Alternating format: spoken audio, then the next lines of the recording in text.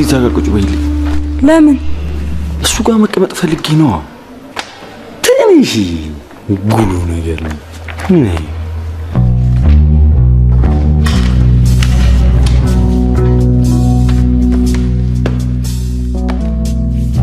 Last week we have talked about magnetic force. ስምሽ ማን ነው? ሚጡ። ስለ magnetic force ባለፈው ምን ነበር ያልነው? በረፍት ሰዓት ቦምቦሊኖን ግዛልሽ የኔ ቆንጆ። አንተ ነፈስ፣ የማግኔቲክ ፎርስ ህግ ምንድነው የሚለው? ሁለት ተመሳሳይ ኃይሎች ይገፋፋሉ፣ ሁለት ተቃራኒ ኃይሎች ደግሞ ይሳሳባሉ። እንደውም ለምሳሌ እኔ ከወንድ ጋር ብተኛ ጀርባኝ ሰጥቼው ነው የምተኛው፣ ምክንያቱም ሁለት ተመሳሳይ ኃይሎች ስለሚገፋፉ። ከሴት ጋር ግን ብተኛ ፊቴን ወደ እሷ አዞርና አቅፊያት እንደውም በቃ